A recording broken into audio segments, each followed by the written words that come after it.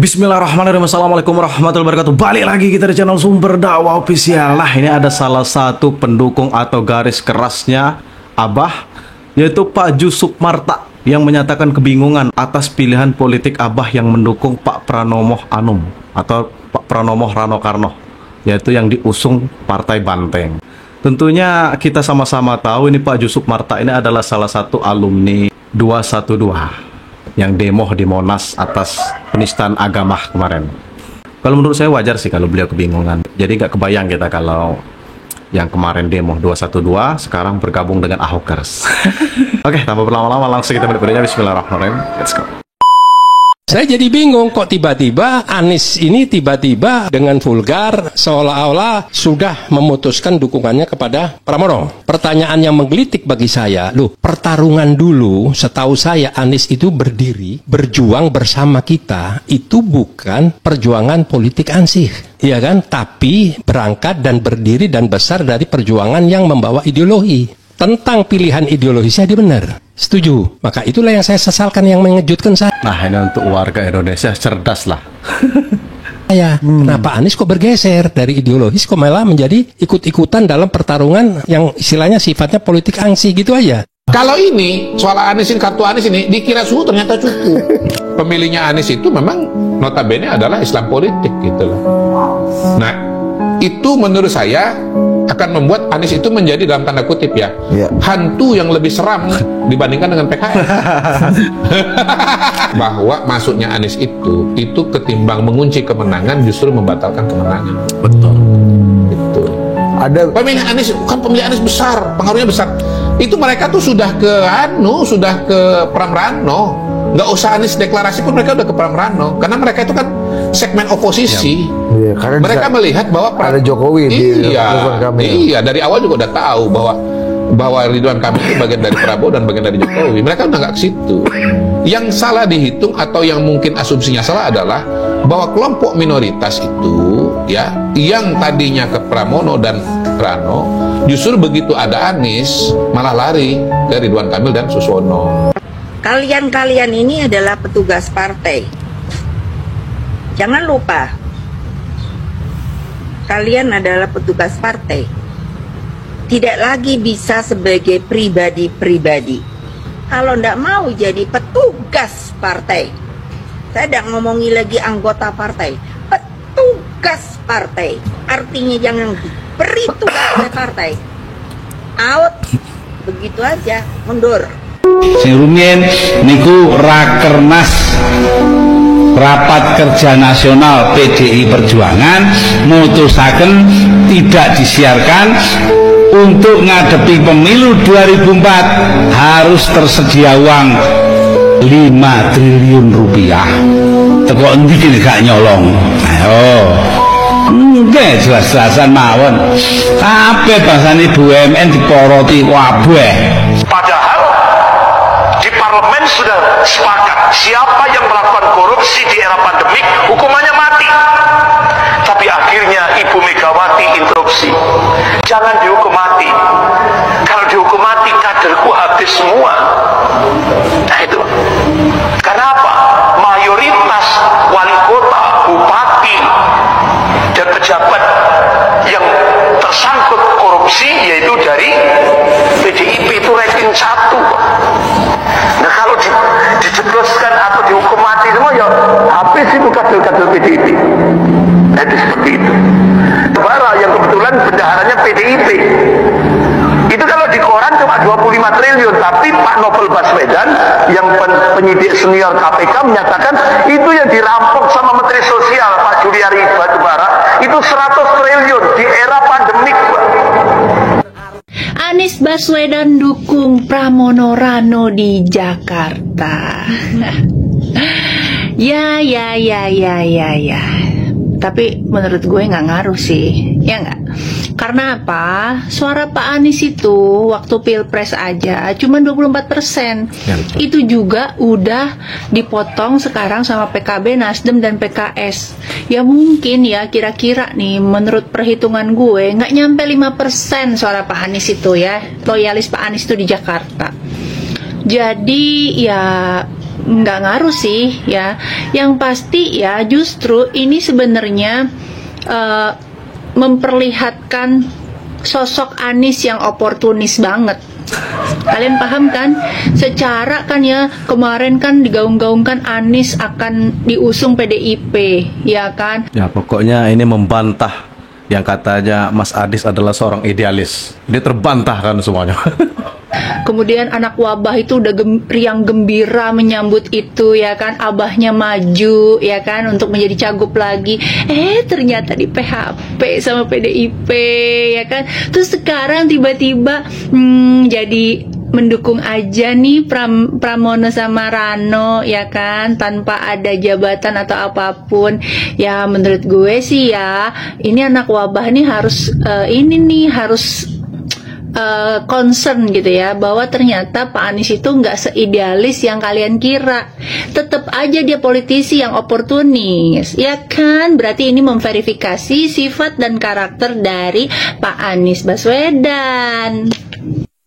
Justru dukungan Pak Anies itu, ya kan, memperlihatkan bahwa dia tidak konsisten di jalan perubahan. Kemarin kan ada deklarasi Partai Perubahan katanya, tapi dari jubirnya Anies bilang, oh Pak Anies tidak terafiliasi dengan Partai Perubahan. Padahal jelas-jelas Partai Perubahan itu ingin mengusung Pak Anies di 2029 jadi presiden, capres gitu kan. Tapi Pak Aniesnya sendiri menolak. Anies presiden, gitu kan, enggak mengakui gitu kan. Jadi kayak mana lah nih Pak Anies ini ya? Padahal saya tuh support banget loh. Pak Anies tuh bikin partai sendiri, jadi nggak dompleng sana dompleng sini, nggak jadi kutu loncat Pak Anies, ya kan? Jadi biar fair kita bermain nanti di 2029. Pak Anies punya partai, ya kan? Ada yang mengusung. Nah jadi sekarang sih ya, gue mempertanyakan nih anak-anak wabah nih, sekarang kemana kalian akan berlabuh?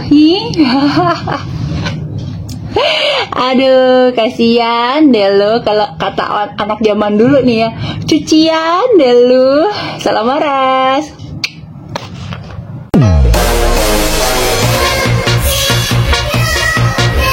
Wis, kira-kira Mas Kaisang ini mau menyampaikan pesan apa ya? Ais, main pesawat-pesawatan.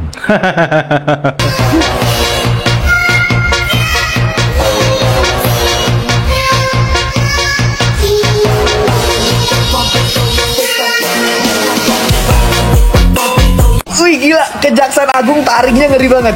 Dia berhasil nangkep bos Sriwijaya Air yang ngelakuin korupsi di pertimahan sampai dengan berapa? 300 triliun. Jaksa Agung menangkap salah satu orang terkaya di Indonesia, konglomerat pemilik maskapai Sriwijaya Air dalam kasus timah. Henry Lee ditangkap saat kembali dari Singapura karena beberapa kali sebelumnya itu udah dikasih surat panggilan datang. Gokil sih, Mas Kaisang. Permainannya ngasih clue langsung keciduk, ngasih clue langsung keciduk. Mas Kaisang gokil, keren. Dan akhirnya langsung diciduk, bro. Kabarnya beliau ini yang membiayai proses pembelian mesin untuk melebur biji timah ilegal. Yang kedua, beliau juga membuat perusahaan boneka di mana untuk menyelundupkan hasil biji timah dari timah ilegal yang merugikan negara sampai dengan 300 triliun. Kalau ngomongin soal pertambangan di Indonesia ini rame banget. Apalagi ada video yang lagi viral masalah tambang minyak ilegal yang diupload sama salah satu akun. Ini video yang lagi ramai kemarin, di mana ini salah satu tambang minyak ilegal yang ada di daerah Sumatera yang diupload oleh sebuah akun yang isi captionnya kayak gini. Bapak Kapolri harus tahu ini adalah sarang mafia penyuling minyak ilegal di desa Bayat Ilir Musi Baju Asin. Ini baru satu sampel tempat Pak, sedangkan ini ada banyak sekali tempat penyulingan minyak ilegal. Aparat di sini pada tutup mata karena apa Pak? Bapak sudah pasti tahu lah, kami sudah capek lapor dengan mereka, bahkan informasi ada anggota juga yang ikut bermain dengan minyak ilegal. Nah ini PR Pak Kapolri nih, jadi video ini harus sampai ke Pak Kapolri biar ditindak nih. Kemarin kan sempat viral di daerah timur tuh, masalah polisi yang dipecat gara-gara mengungkap tentang mafia minyak. Nah, apakah aparat ini terlibat lagi? Kalau lo pengen tahu video lengkap masalah minyak ini, cek aja di video tadi, ada namanya, dan kita kawal semoga itu abang admin yang ngelaporin itu tetap aman. Dan video ini harus viral sih, karena itu mafia gue yakin gede banget.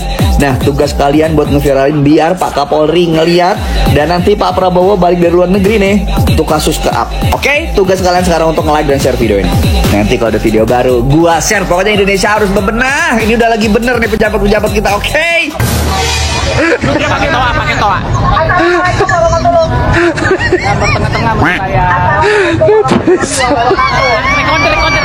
Recorder. Aduh. Oke, langsung. Pakai juga. double. Tolong, suaminya kemana kira-kira? Kemana sih bisa istrinya? Aduh ya Allah. Waalaikumsalam warahmatullahi wabarakatuh.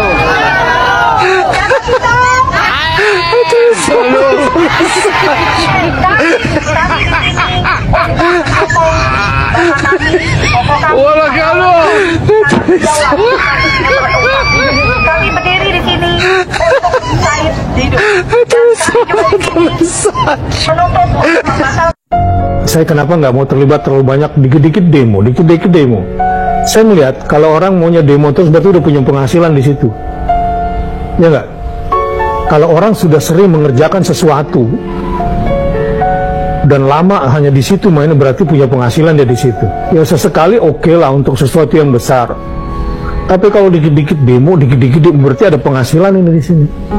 Nah kasihan dong yang nggak punya penghasilan dari situ diajak demo mulu. Saya bilang ini bukan 2016 bro. Ya, di WA ngamuk-ngamuknya masih cara 2016. Ya gampang lah kita dipengaruhi. Tapi saya tidak ingin mengorbankan Indonesia yang sudah bagus ini. Jangan gampang terburu-buru nih, terutama emak-emak militan yang gampang kesundut, yang sumbu pendek, baru dipancing pakai WA dikit langsung meledak gitu ya. WA lalu bikin kelompok, ayo ke sana, ayo ke sini. Gak usah nyala-nyalain Bapak Prabowo, gak usah nyala-nyalain Gibran, gak usah menghakimi Gibran tentang ekonomi rakyat dan segala macam. Gak usah juga ngomongin Bapak Joko Widodo ngapain aja 10 tahun bla bla bla bla bla. Gak usah ngomongin ekonomi kalau diri sendiri aja gak mau berusaha. Diri sendiri aja gak mau bergerak, diri sendiri tuh gak mau berkembang dan gak mau maju. Gak mau ngikutin zaman, gak mau belajar, gak mau baca-baca pengetahuan, dan gak mau mencari tahu. Gue pernah ngomongin tentang Bapak Jokowi 10 tahun ngapain aja, infrastruktur dan lain-lainnya di konten gue yang ini ya. Kalau kalian belum nonton silahkan ditonton, itu videonya juga lumayan panjang, tapi itu isinya edukasi, isinya ilmu gua kasih ke kalian. Hidup kamu ya tanggung jawab kamu, tidak ada campur tangan orang lain untuk membuat hidupmu lebih berhasil atau lebih tinggi. Tidak, hidupmu tanggung jawabmu, bukan tanggungan orang lain, apalagi pemerintah. Pemerintah itu ngurusin negara, bukan mengurusi perut dan hidupmu sendiri-sendiri. Ya terus kalau kayak gitu ngapain dong ada pemerintah kalau segala-galanya kita atasi sendiri? Tadi gua kasih taunya apa? Gua bilangnya apa? Pemerintah itu mengurusi negara, bukan mengurusi hal pribadi-pribadi hidupmu. Sekarang kalau mau bahas pemerintah, coba gue tanya, pemerintah kurang bantuin apa? BPJS ada, BLT ada, KIS ada, KJP ada, KIP ada. Itu diperuntukkan untuk siapa? Ya untuk kalian-kalian yang membutuhkan bantuan. Bansos buat siapa? Buat kalian, buat rakyat. Hidup kita ya tanggung jawab kita, hidupmu tanggung jawabmu. Tugas pemerintah ya mengurus negara. Lo pikir yang ngurus negara siapa? Bapak lo, kakek moyang lo. Emang menurut lo kerja di pemerintahan itu kayak gimana? Kok ekspektasinya tinggi banget gitu loh? Ekspektasinya tuh terlalu tinggi sampai bisa-bisanya menggantungkan diri sendiri kepada pemerintah. Terus emang lu gak mau jadi pribadi, jadi manusia tuh yang berpikiran maju gitu? Memang pemerintah itu membantu rakyatnya, pemerintah itu mewakilkan rakyat. Iya, gue tahu pemerintah itu juga dipilih oleh rakyat dan untuk rakyat. Gue paham sampai situ, gue bener-bener paham. Tapi balik lagi ke diri masing-masing, balik lagi ke SDM-nya, balik lagi ke pribadinya. Mau sampai kapan lu terus-terusan ngandelin pemerintah dan segala macam? Sedangkan lapangan pekerjaan udah banyak. Bahkan gue turun langsung ke lapangan. Pekerjaan itu sekarang banyak banget. Lowongan pekerjaan itu banyak banget. Tapi kalau kalian yang udah nonton konten gue yang tadi gue bilang ya, di situ gue udah bilang lapangan pekerjaan itu banyak. Tapi yang mau melamar kerja itu banyak maunya. Skill nggak ada, maunya gajinya gede. Giliran gajinya agak gede, dapat tekanan dari atasan, kena mental, resign. Sekolah gratis dari pemerintah ada, tapi pada banyak yang maunya masuknya swasta. Jadi masih salahin pemerintah. Program beasiswa dari pemerintah ada. Sekarang tinggal gimana kita SDM-nya itu bisa bisa memanfaatkan fasilitas-fasilitas yang sudah disediakan oleh pemerintah dengan baik. Sorry to say ya, hal ini pernah gue sampaikan di konten gue yang tadi gue bilang itu, yang waktu itu gue bikin. Gue pernah bilang kayak gini, sorry to say ya, kalau udah tahu kalian masih kurang mampu, kalian masih kere, kalian masih miskin, ya udah jangan banyak-banyak punya anak. Lu ilangin deh tuh ya peribahasa-peribahasa banyak anak banyak rezeki. Nggak ada ya, ngegedein anak itu pakai duit, beli susu, pampers segala macam itu pakai duit ya. Keputusan untuk menikah, berkeluarga, punya anak itu keputusan kalian, keputusan pribadi. Jangan diserahkan, jangan dibebankan kepada bantuan pemerintah.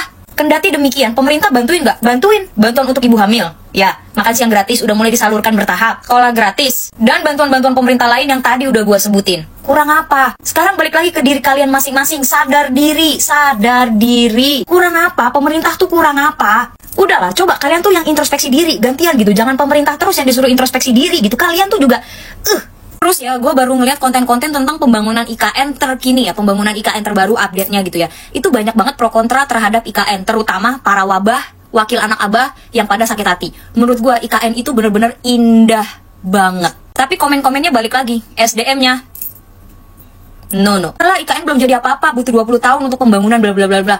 Gua kasih tahu, lo pikir Jakarta ya bisa sampai kayak sekarang itu cuma butuh waktu 5 tahun? Hah? 10 tahun? Tidak sayang, 20 tahun bahkan lebih. Terus ada juga yang bilang IKN itu hasil naikin BBM dan pajak rakyat jelata ya. Gua kasih tahu ya, anggaran yang dikeluarkan untuk membangun IKN itu hampir setara dengan pembangunan anggaran pendanaan yang diberikan kepada Abah waktu menjabat. Cuman bedanya, Abah gua nggak tahu dia buat apa, tapi Bapak Jokowi membangun kota, yaitu IKN. Melek matamu blok. Dah, pokoknya waduh itu Ustadz Bakhtiar Nasir, Masya Allah. Jadi jangan sedikit-dikit demo. Jadi nampak betul itu kalau bayaran, kalau kata beliau. Dan yang saya pertanyakan itu cuma satu sih, suaminya itu kemana lah kira-kira? Masa iya istri disuruh demo terus tiap hari? Nah pokoknya kalau masalah pilkada, ya tentunya kita harus cerdas, harus tahu, harus ingat jejak digital. Kan tidak lucu kan kira-kira reuni 212 gabung dengan Ahokers. Dan saya yakin masyarakat Indonesia pasti cerdas. Apakah memang seidealis yang mereka katakan? Dan di sanalah kita bisa mengambil kesimpulan bahwa yang dukungan Pak Prabowo dan Pak Jokowi itu bukan orang sembarangan. Orang yang punya jejak digital baik, orang yang punya track record yang baik, bukan orang abal-abal yang mencela-mencela macam koto loncat kadang ke situ kadang ke sini. Iya, cerdas. Nah, saya akhiri pokoknya tetap jaga persatuan Indonesia, tetap support dan tetap dukung pemerintahan Pak Prabowo dan Mas Gibran. Selalu optimis dengan cara selalu berpikir positif dengan apa saja keputusan pemerintah. Saya akhiri, wabillahi taufiq wal hidayah. Wassalamualaikum warahmatullahi wabarakatuh.